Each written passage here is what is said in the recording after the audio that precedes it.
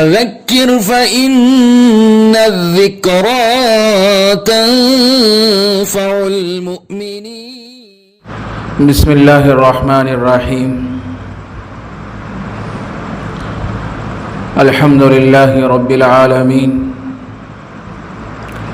والصلاة والسلام على اشرف الانبیاء والمرسلین وعلى آلہ وصحبہ اجمعین. اما بعد فاعوذ باللہ من الشیطان الرجیم. بسم اللہ الرحمن الرحیم.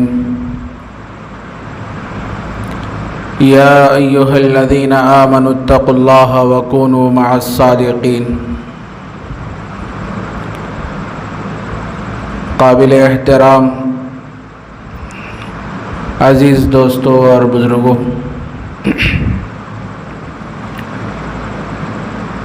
گزشتہ مجلس میں یہ بات آپ کے سامنے آئی تھی کہ اللہ والوں کی صحبت ایک تو ایمان کی حفاظت کا ذریعہ ہے، دوسرے یہ کہ اس کے نتیجے میں بسا اوقات مغفرت اور بخشش کا ذریعہ بھی ہے. گزشتہ مجلس میں کچھ باتیں صحبت اہل اللہ سے متعلق آپ کے سامنے آئی تھی.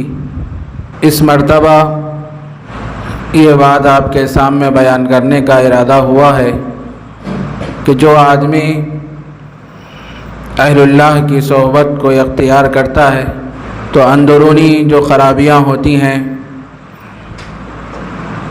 وہ آہستہ آہستہ وہ خرابیاں دل سے نکلنے لگتی ہیں اور پھر اللہ تبارک و تعالیٰ کی ذات عالی سے تعلق نصیب ہوتا ہے. اللہ والوں کی صحبت یہ ایمان کی حفاظت کا بھی ذریعہ ہے. ہم ایسے حالات سے اس وقت گزر رہے ہیں، بڑے پرآشوب حالات ہیں، مسلمانوں کو ایمان سے محروم کرنے کی فکریں اور کوششیں کی جا رہی ہیں. نئے نئے انداز میں اور اچھے اسلوب میں غلط بات کو اچھے انداز میں سمجھایا جا رہا ہے. نوجوان نسل ان کی باتوں میں آ کر بہک رہی ہے. اس لیے ضرورت اس بات کی ہے کہ ہم اہل اللہ سے اپنے تعلق کو مضبوط کریں. اس کے نتیجے میں ہمارے ایمان کی حفاظت ہوتی ہے.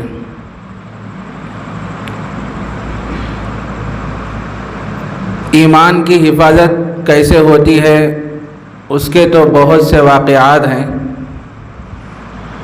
میں آپ کو ایک واقعہ سناؤں گا، بڑا ہی حیرت انگیز واقعہ ہے. امام رازی جب علوم عقلیہ اور نقلیہ کی تحصیل سے فارغ ہو گئے اور ان علوم کو حاصل کرنے کے لیے وہ بڑے بڑے مشائخ کے پاس گئے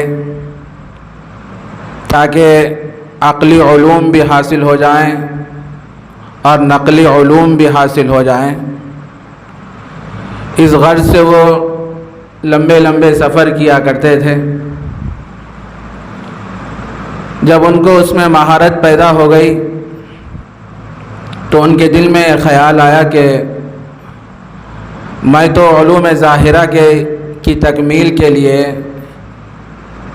دور دراز کا سفر کیا اور مشائخ سے علوم حاصل کیا، اساتذہ کرام سے علوم حاصل کیا، اب ذرا اہل اللہ کی صحبت میں بیٹھ کر ان سے استفادہ کروں، فائدہ اٹھاؤں، اس نیت سے وہ نکلے تاکہ اہل اللہ کی صحبت نصیب ہو جائے۔ بہت سے اولیاء اللہ کی خدمت میں پہنچے، لیکن جب تک آدمی کو قلبی لگاؤ کسی شیخ سے نہیں ہوتا، انسیت کسی شیخ سے جب تک پیدا نہیں ہوتی، اس وقت تک آدمی کو روحانی ترقی اور روحانی کمال نصیب نہیں ہوتا۔ وہ اہل اللہ کی مجلس میں تو بیٹھتے گئے، لیکن کوئی فائدہ ان کو نہیں پہنچ رہا تھا،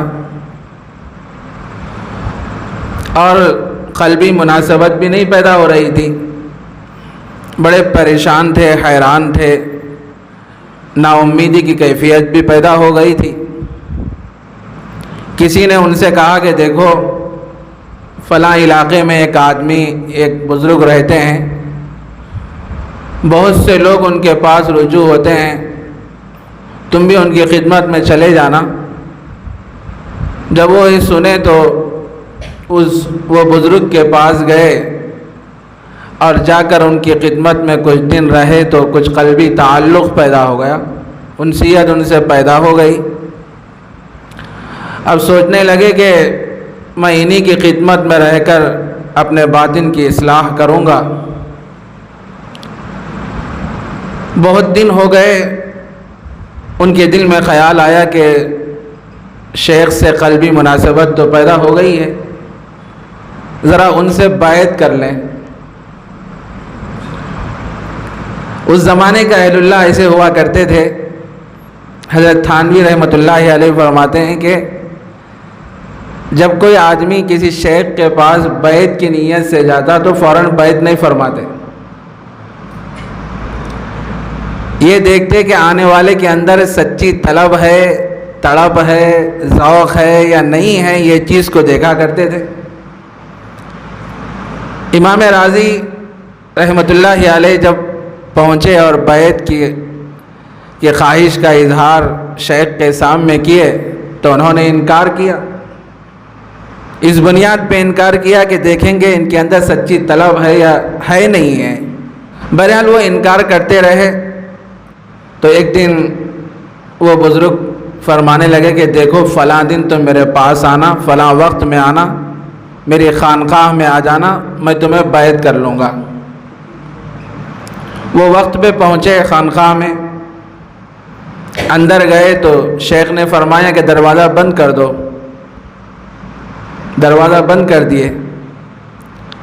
وہ شیخ کچھ توجہ امام راضی کے قلب پہ ڈالنا شروع فرمائے تو امام راضی رحمۃ اللہ علیہ فرماتے ہیں کہ جب شیخ کو توجہ ڈالے تو اس کا نتیجہ یہ ہوا، مجھے ایسا محسوس ہونے لگا کہ میرے دل سے کوئی چیز نکل کے جا رہی ہے، ایسا محسوس ہوا۔ میں بڑا پریشان ہوا۔ میں نے شیخ سے کہا کہ حضرت آپ جو توجہ ڈال رہے ہیں میرے دل پہ تو اس کے نتیجے میں کوئی چیز میرے دل سے نکل کے جا رہی ہے۔ تو حضرت نے فرمایا کہ دیکھو یہ جو تم علوم ظاہرہ جو حاصل کر کے آئے ہو بڑے بڑے اساتذہ کرام سے، یہ چیز نکل رہی ہے پہلے، اس کے بعد تمہارے باطن میں علوم آئیں گے اور تمہارے باطن کی اصلاح ہوگی۔ امام راضی رحمۃ اللہ علیہ بڑے پریشان ہو گئے کہ علوم عقلیہ اور نقلیہ کو حاصل کرنے کے لیے میں بہت دور دراز کا سفر کیا، بڑے بڑے اساتذہ کرام کی خدمت میں پہنچا، زانوِ تلمس طے کیا اور کئی سال لگ گئے اس کو حاصل کرنے کے لیے، لیکن حضرت دل پہ توجہ ڈال رہے ہیں تو وہ چیزیں نکل کے چلے جا رہی، تو پھر میرا کیسا ہوگا؟ وہ سوچنے لگے۔ تو انہوں نے بڑے ادب کے لہجے میں اپنے شیخ سے فرمایا کہ حضرت ایسا کیجئے کہ میرے ظاہری علوم باقی رہتے ہوئے میری اصلاح فرما دیں، جو علوم میں بڑی مشقت سے حاصل کیا ہوں وہ میرے پاس ہی رہیں، رہتے ہوئے میری اصلاح فرمائیں۔ تو حضرت نے فرمایا کہ اصلاح ایسے نہیں ہوتی۔ امام راضی رحمۃ اللہ علیہ نے فرمایا کہ حضرت ایسا نہیں ہو سکتا، پھر میں آپ سے بیعت نہیں کروں گا۔ تو وہ جو شیخ تھے، جو بزرگ تھے، انہوں نے فرمایا اچھا اگر تم بیعت نہیں ہونا چاہ رہے تو کوئی بات نہیں، سلسلے میں داخل ہونا نہیں چاہ رہے تو کوئی بات نہیں، میں تمہیں ایک نصیحت کرتا ہوں، یہ ہے کہ تعلق تو تم برقرار رکھنا، رابطہ تو مجھ سے رکھنا، تمہیں بہت فائدہ ہوگا۔ میرے بھائی، ہمارا اگر کسی سے اصلاحی تعلق ہے تو بہت اچھی بات ہے، رہنا چاہیے، کسی نہ کسی شیخ سے ہمارا اصلاحی تعلق ہونا چاہیے، لیکن دوسرے شیوخ سے بھی ہمارا رابطہ رہنا ضروری ہے۔ ہوتا ایسا ہے ہمارے پاس کہ لوگوں کا عجیب حال ہے کہ ہم کسی شیخ سے جب بیعت ہو جاتی ہے ہماری اور ان کی تربیت میں ہم رہتے ہیں تو بس انہی سے ہمارا اصلاحی تعلق رہتا ہے اور دوسرے شیوخ سے رابطہ منقطع ہو جاتا ہے۔ ایسا بالکل نہیں ہونا چاہیے۔ اصلاحی تعلق ایک الگ چیز ہے، رابطہ ایک الگ چیز ہے۔ رابطہ تو بہرحال ہونا چاہیے۔ تو شیخ نے فرمایا کہ مجھ سے رابطہ رکھو۔ تو امام راضی رحمۃ اللہ علیہ نے فرمایا کہ ہاں بالکل میں آپ سے رابطہ رکھوں گا۔ یہ کہہ کے وہ چلے گئے، اپنے علاقے کو پہنچے امام راضی رحمۃ اللہ علیہ اور لوگوں کو درس دینے لگے اور جو علوم حاصل کر کے آئے تھے لوگوں کو سمجھانے لگے۔ اور اس زمانے میں دہریوں کا بڑا زور تھا۔ دہریہ جو اللہ کے وجود کے منکر اور وہ قرآن و حدیث کو نہیں مانتے تھے اور یہ کہتے تھے کہ جب تک کوئی چیز عقل میں نہیں آئے گی اس وقت تک ہم کسی چیز کو نہیں مانیں گے۔ وہ اللہ کے وجود کے منکر تھے۔ امام راضی رحمۃ اللہ علیہ عقلی دلائل سے ان کو سمجھاتے تھے دہریوں کو، تو چونکہ بہت سے دلائل ان کے پاس تھے اللہ کے وجود کے، تو ایک دو دلائل جب ان کے سامنے رکھتے تو اس کے قائل ہو جایا کرتے تھے، مان لیتے تھے کہ اللہ کا وجود حق ہے اور یہ کائنات کا جو نظام چل رہا ہے اللہ ہی کے کرنے سے چل رہا ہے، تنے تنہا اللہ تبارک و تعالیٰ یہ سارے کائنات کے نظام کو چلا رہے ہیں۔ تو دہریے لوگ آپ کی بات کے قائل ہو جایا کرتے تھے۔ ایک زمانے تک آپ اسی چیز میں رہے، لوگوں کو سمجھاتے رہے۔ ایک دن یہ موقع بھی آیا، یہ وقت بھی آیا کہ آپ کے انتقال کا وقت قریب آ گیا، اور جب انتقال کا وقت قریب آیا تو شیطان ان کے پاس آیا، چونکہ بہت بڑے امام ہیں امام راضی رحمۃ اللہ علیہ، کہ کسی بھی طریقے سے آخری وقت ان کی زبان سے کلمات جاری نہ ہو۔ بڑی تدبیریں کرنے لگا، شیطان تو بڑا عیار اور مکار ہے ہی، مختلف انداز میں تدبیریں کرنے لگا اور امام راضی رحمۃ اللہ علیہ سے کہنے لگا کہ اللہ کے وجود کے تمہارے پاس کیا دلائل ہیں؟ امام راضی رحمۃ اللہ علیہ ایک دو دلائل پیش کیے۔ جو ہی وہ دلائل پیش کرتے امام راضی رحمۃ اللہ علیہ وہ ہر دلیل کو توڑ دیتا شیطان، چونکہ دلائل کا ان کے پاس انبار تھا، ایک پیش کرے، دو پیش کرے، 4 10 8 20 25 اس طریقے سے بہت سے دلائل پیش کیے اور وہ ہر دلیل کو توڑ رہا ہے۔ تقریباً یہاں تک پہنچے کہ 98 دلائل اللہ کے وجود کے متعلق اور اللہ کے حق ہونے کے بارے میں انہوں نے بیان فرمائے اور شیطان ہر دلیل کو توڑتا رہا۔ ایسا نہیں ہو سکتا۔ امام راضی رحمۃ اللہ علیہ بڑے پریشان ہو گئے، اب تو میرے پاس ذخیرہ بھی ختم ہو گیا ہے، کیا کیا جائے؟ بہت حیران ہو گئے، پریشان ہو گئے۔ اس کے بعد اور ایک دلیل پیش کیے، اس کو بھی توڑ دیا، تو 99 پورے ہو گئے۔ اب سوچنے لگے کیا کیا جائے۔ اس سے پہلے یہ بات ہمارے سامنے آئی کہ اہل اللہ سے رابطہ جو آدمی رکھتا ہے تو وہ کسی نہ کسی درجے میں اس آدمی کو فائدہ ضرور پہنچتا ہے، چونکہ ان کا رابطہ وہ شیخ سے تھا، بحث تو نہیں ہوئے تھے لیکن شیخ سے رابطہ تھا، ان کا آخری وقت تھا۔